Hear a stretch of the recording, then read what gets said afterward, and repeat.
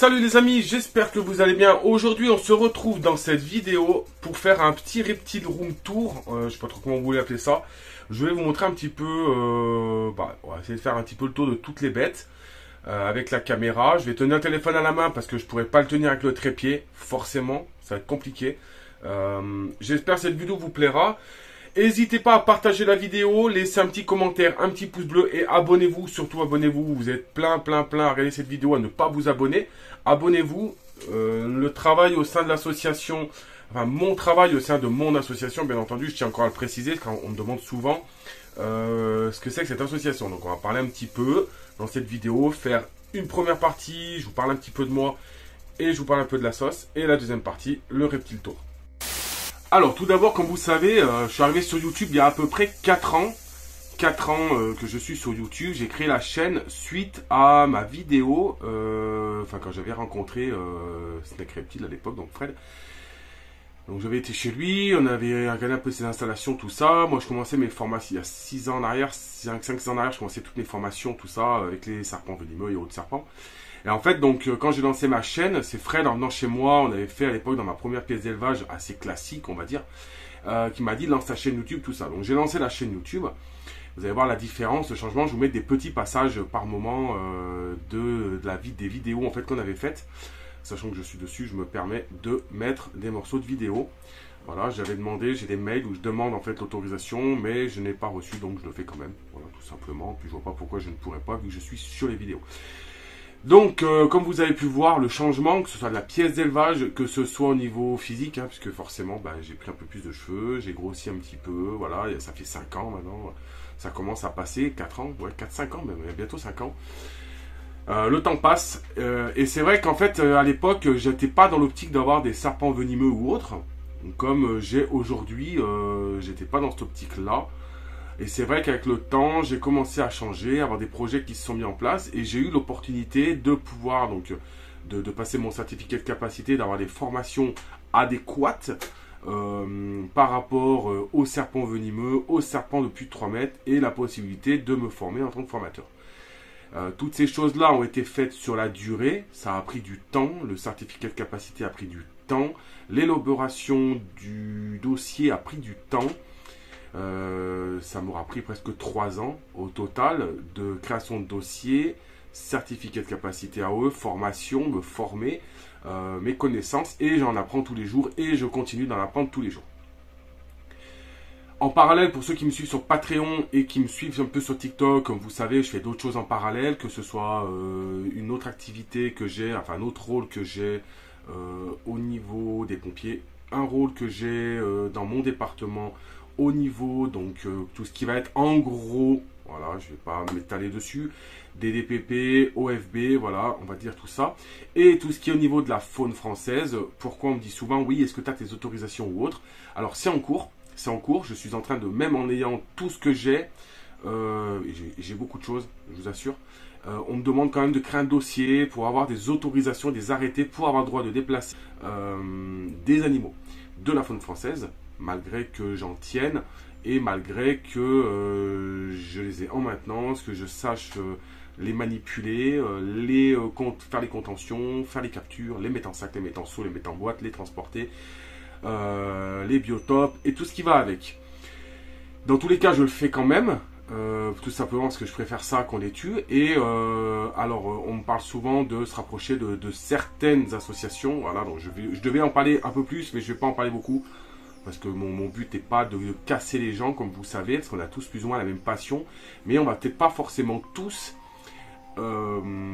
élaborer et faire l'approche de la bonne manière. Il y a des gens qui se remettent en question, il y en a qui se remettent pas en question. Voilà, tout ce que je reproche à ces associations, c'est d'avoir de très bonnes connaissances sur la faune. C'est pas un problème. Par contre, de très mauvaises et très grosses lacunes au niveau manipulation, contention et matériel. Voilà, je vais pas en dire plus. Le reste, je réglerai de mon côté. Mais voilà, je vais faire une petite aparté là-dessus. Au niveau des maintenances de mes reptiles, on va faire un petit tour de ma pièce. Donc ma pièce a beaucoup changé. Je suis entre guillemets ce qu'on peut appeler en pièce thermorégulée. Donc c'est-à-dire ma pièce est tempérée et chauffée à une certaine température qui va pour mes animaux. Je ne pourrais pas, par exemple, maintenir du cool off chinoise. C'est des animaux qui ne seront pas bien parce qu'il fait, c'est pas adapté pour leurs besoins. C'est pour ça qu'une pièce d'élevage, si vous prenez certaines pièces d'élevage, il y en a qui vont être climatisées, il y en a qui vont être chauffées. Voilà, selon les espèces qu'on va avoir. Moi, j'essaie de faire en sorte d'avoir des espèces que je puisse mettre dans ma pièce tempérée et à faire un appoint de température supplémentaire pour les animaux qui ont besoin de température supplémentaire. Je réfléchis aux commentaires que j'ai pu voir et aux messages que je reçois. On me parle aussi souvent de oui, alors il faudrait les relâcher dans la nature, tout ça. Alors ça, c'est un très très gros sujet. Les relâcher dans la nature, non. Tout simplement parce que c'est des animaux nés en captivité et que dans la nature, c'est pas leur place, tout simplement. Il faut savoir que de relâcher un animal né en captivité qu'on a dans nos pièces d'élevage dans la nature, dans son biotope, hein, on va pas lâcher un crottal en France, mais ce que je veux dire, le relâcher peut nuire gravement à l'environnement. Par exemple, mes vipères aspi, je peux pas les reproduire, les faire grandir dans mes terrariums et les relâcher dans la nature. Ça pourrait être une catastrophe au niveau environnement. Je ne vais pas partir dans le détail, c'est très très complexe. Il y a des plans de réinsertion. Quand les gens me disent oui, je reproduis des tortues et les bébés au bout d'un an ou deux, je les remets dans la nature, c'est la plus grosse connerie du monde. Il y a des plans de réinsertion, il y a des choses à faire, des choses à pas faire. Faut connaître beaucoup de choses. On travaille avec des scientifiques, des biologistes, des herpétos, des terrarios. Il y a vraiment beaucoup de monde qui travaille sur le sujet. Ne faites pas n'importe quoi. Si vous voulez le faire, faites-le correctement. Renseignez-vous auprès de l'OFB, de la DDPP. Vous pouvez vous mettre dans certaines associations qui le font déjà. Voilà, il faut faire les choses correctement. Donc, mes terrariums sont plus ou moins, comme vous pouvez voir, de taille modeste. J'ai pas des terrariums gigantesques, c'est sûr. Au niveau des anacondas, ça c'est ce qui revient très souvent. Je vais bloquer la vidéo, hop, un peu comme ça. Tac. Au niveau des anacondas, on me dit tout le temps, ouais, etc., c'est trop petit. Il faut savoir un truc déjà, c'est que on prend depuis des décennies, des dizaines d'années, les anacondas, les moulures, les réticulés sont maintenus dans des terrariums rikiki, que ce soit à l'étranger ou autre. C'est pas parce que ça a toujours été fait qu'il faut le faire. Je ne dis pas le contraire, c'est sûr que plus c'est grand, mieux c'est. Mais attention, plus c'est grand, plus il faut chauffer. Plus il y a des risques d'acariens, de zoonoses, de problèmes de mycose, de problèmes autres. On voit très bien, dans beaucoup de zoos, les serpents ont plein de problèmes parce que pour moi, je trouve que de mettre des trop gros volumes, on n'est pas, en fait, si vous voulez, dans la nature. Plus on va avoir un gros volume, plus il va falloir répéter et reproduire l'environnement naturel. C'est pour ça que pour moi, dans des endroits comme ceci, ok, ils n'ont pas une immense place pour bouger et autres, c'est sûr. Maintenant, ils ont un bac d'eau, ils ont une partie terrestre, ils ont un volume suffisant pour être à l'intérieur. Il faut savoir que là, j'ai de l'anaconda jaune, donc le Nectes nauteus, qui ne dépasse pas 3,40. Je vois déjà arriver les commentaires, moi j'ai vu de l'anaconda jaune de 6 mètres, bref, c'est pas la peine de me dire quoi que ce soit, je connais les tailles maximum des anacondas, que ce soit des verts, des jaunes, que ce soit Murinus nauteus, que ce soit réticulé, moulure, ce que vous avez envie. Moi je vous explique juste qu'en moyenne, par rapport aux choses que j'ai pu apprendre, aux personnes que j'ai pu contacter, qui ont maintenu ces espèces pendant des années, faut savoir qu'un nauteus mâle dépassera rarement 2 mètres et qu'un nauteus femelle arrivera à 3,40 sur les gros spécimens. Un murinus femelle entre 6 et 9 mètres, j'insiste, hein, après il y a peut-être des spécimens qui ont été vus plus grands, mais ça c'est encore un autre sujet, c'est pas des choses qui ont forcément été écrites ou pu être identifiées par des scientifiques. Ouais, bon, bref, c'est encore un autre sujet. On va pas remettre en doute les gens dans leur pays ce qu'ils peuvent voir. Maintenant, un murinus mâle fait en moyenne entre 2,90 m et 4 mètres. Je vais prendre cette moyenne parce que c'est toujours pareil. En captivité, on va pas les nourrir de la même manière. La personne qui va nourrir un serpent, parce que je vois beaucoup de personnes nourrir des boas, par exemple, trop. Je vois des boas qui sont énormes, énormes. Quand on me dit qu'un boa, il a 3 ans, qui fait déjà 2,90 m pour 14 kg, je l'ai vu passer sur des groupes, c'est abusé, les gars. Soit c'est faux, soit c'est abusé, quoi. Voilà. Bon, je vais vous sortir quand même un petit serpent ou deux. Je vais vous montrer quand même ma femelle boa. Ça fait longtemps que vous ne l'avez pas vu. Vous aimez bien la voir en vidéo. Je vais vous faire quelques manipulations au crochet de serpent. Vous montrer quelques crotales. On fera un petit tour de la pièce. Voilà, cette vidéo, j'espère qu'elle fera un peu plus de vues. Parce que là, les vidéos à 800 vues, ça commence à être un peu abusé. Il faut essayer de casser TikTok et remonter YouTube, les gars. Parce que YouTube, il y a du vrai contenu. Moi, je suis sur YouTube, mais il n'y a pas que moi. Il y a des dizaines de chaînes. Je regarde des dizaines de chaînes. Je ferai peut-être une vidéo sur ce que je regarde sur YouTube, si ça peut vous intéresser. Voilà, on peut essayer de faire ça. Je ferai une capture vidéo de mon écran. Je ne sais plus comment on fait sur le PC. Et j'essaierai de vous faire ce type de vidéo pour vous expliquer un petit peu en quoi consiste ce que je regarde, tout simplement. Parce que je regarde très peu de chaînes Terrario et je regarde très peu de chaînes tatouage. Donc, il faut savoir qu'est-ce que je regarde. Ça, c'est un grand mystère. Beaucoup m'ont demandé. Allez, c'est parti, je vais vous sortir la femelle boa et puis après, je vous fais faire un petit tour de la pièce.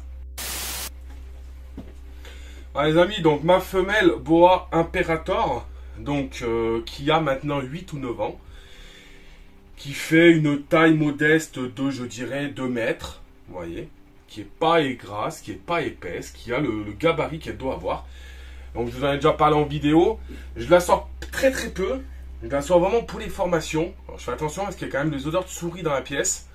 J'ai pas envie de me faire mordre en direct. Elle a failli là. Voilà, donc magnifique femelle. Elle pourrait être beaucoup plus grasse, mais ça ne m'intéresse pas tout simplement. Alors je fais attention toujours, hein, parce que comme je vous dis, j'ai pas envie de me faire mordre. Il y a toujours un risque, quand je vois les gens embrasser leur serpent, oui ça craint rien, surtout les gens salmonelles et un risque de morsure. Je peux vous assurer qu'un boa comme celle-ci qui vous attrape au visage, vous allez le sentir passer. Donc vous voyez, je force quand même un petit peu. Hein. C'est quand même une bête qui doit peser, alors je dis pas, peut-être 7 kg, 8 kg. 8 bons kilos. Voilà, vue de nez. Mais vous voyez, c'est pas un monstre. En tout cas, moi, tout ce que je dis, c'est que c'est pour moi un des serpents que je préfère au niveau manipulation, comportement, nourrissage et maintien. N'hésitez pas, si vous avez à choisir sur un boïdé, prenez un boa. Alors, il faut savoir qu'avant, moi, je mettais boïdé et pythonidé dans la même case. Ils ont séparé boïdé, boïdae et pythonidae. Donc, mais avant, quand on parlait de boïdé, on parlait de python et de boa. Voilà. Alors, pourquoi je fais attention et je lui tiens la tête? Parce que tout simplement, il y a toujours un risque de morsure. Et que j'ai pas envie de me faire mordre, tout simplement. Donc, voilà.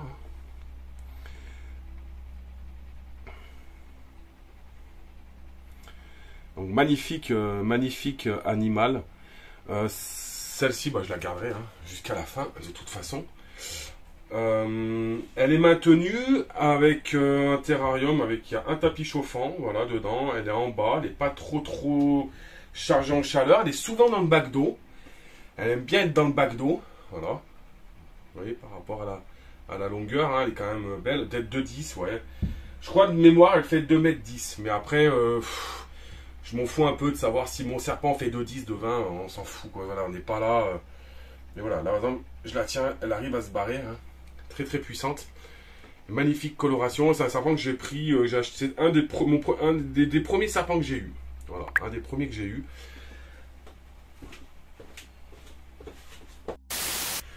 Alors j'espère que cette vidéo va fonctionner correctement parce que j'ai souvent des bugs avec l'application du trépied. Et souvent je fais ma vidéo, quand j'arrive en haut, il n'y a plus rien. Donc c'est un peu chiant, voilà, faut dire ce qui est. Et aujourd'hui j'arrête pas d'éternuer parce que ils ont fait de l'ambroisie, ils ont tout coupé chez moi. Et en fait j'arrête une grosse crise d'allergie, c'est très compliqué. Alors là je vais vous montrer un crotal, que j'ai sorti de son terrarium parce qu'il fallait que je regarde le serpent. Et j'ai dit j'en profite pour vous le montrer d'un peu plus près. Et il a fallu que je ramasse les caca un peu dans le terrarium. Au passage. Donc je l'ai sorti, je vais vous le lever au crochet. Et puis voilà, histoire que vous puissiez le voir. Donc on va juste enlever la vitre. Voilà, donc je fais attention comme vous le savez parce que... hop, on va baisser un peu la caméra pour avoir à le monter de trop. Voilà, donc c'est un Crotalus lepidus. Donc alors, je tiens à 2 crochets parce qu'il a tendance à se barrer du crochet, à sauter. Voilà, j'espère que vous le verrez bien. Je fais attention parce que il a tendance à sauter du crochet. Il n'aime pas trop être filmé, donc comme par hasard, il se met dans le mauvais sens. J'aimerais qu'il se mette le... Voilà.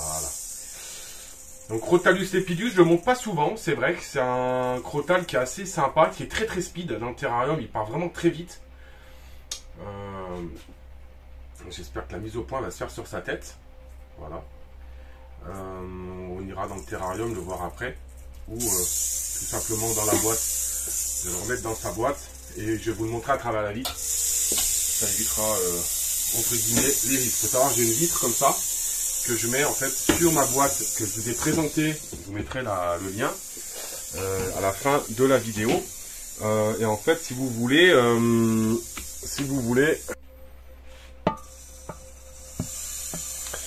Voilà, donc comme vous pouvez voir, là on le voit à travers la vitre. C'est comme ça que je peux voir mes serpents, donc vous voyez c'est super sympa. J'ai un peu la brillance, c'est dommage. Je ne peux pas éclairer plus, par contre voilà, vous avez vraiment le dessin correct de l'animal. Mais il me voit à travers la boîte, donc ça l'excite un petit peu. Moi j'aime beaucoup ce serpent. Il bouge pas vraiment beaucoup. C'est vraiment un serpent qui bouge très peu dans son terrarium. Et c'est vrai que c'est pas forcément, vous voyez, la mise en fonction, c'est ça, vous voyez, tac. Donc j'ai mon couvercle, mais j'ai aussi ma vitre et je peux voir mon animal, je peux le laisser dedans et pour les formations, c'est super. Allez, pendant qu'on est là, on va en profiter, on va faire un petit tour. Donc ici, c'est la batterie de 4 terrariums, comme vous vous rappelez que j'avais faite. Donc ici nous avons donc les Cerastes Vipera. Donc Cerastes Vipera, alors là pour les voir c'est compliqué. Surtout que je n'ai pas fait les terrariums. J'aurais peut-être pu les faire avant la vidéo. Mais bon ouais, au moins je vous mens pas. Ah, c'est dur parce que je dois tenir le trépied en même temps que je cherche le serpent. C'est pas simple. Voilà. Il me semblait qu'elle était au fond. Voilà. Donc Cerastes Vipera. Donc elles commencent en frottant leurs écailles maintenant à faire un peu du bruit. Alors, je sais pas si elle va le faire.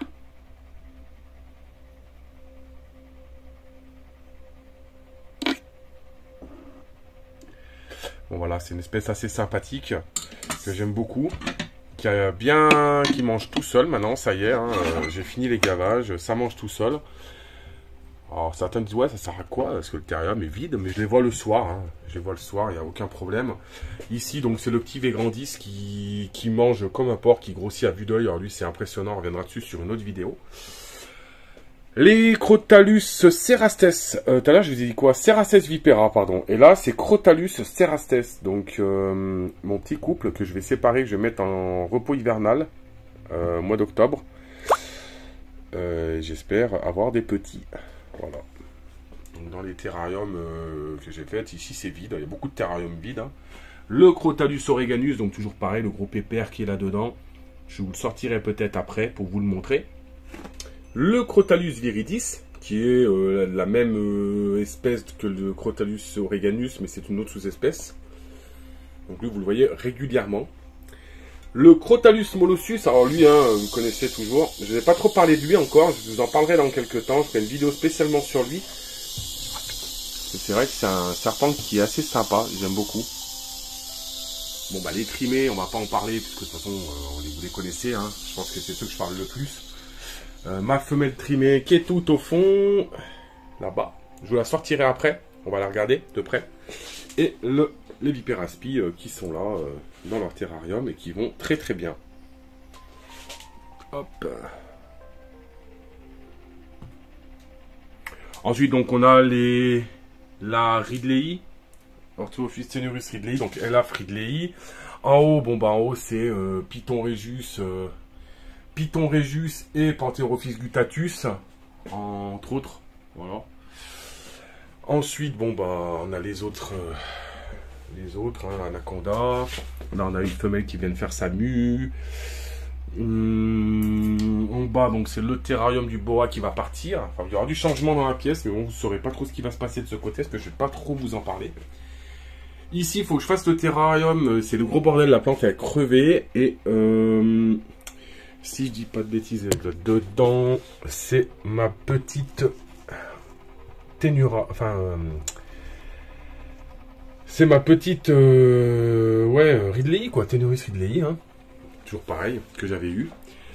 Ensuite ici, bon, on en parlera plus tard, c'est les nigritus. Les nigritus, les hétérodons, pitiophis, tout ce qui est en phase de croissance. Les couleuvres asiatiques, donc les radiata qui vont être à Nîmes. Ou qui ont été à Nîmes, parce que là je sais pas quand c'est que vous allez voir la vidéo.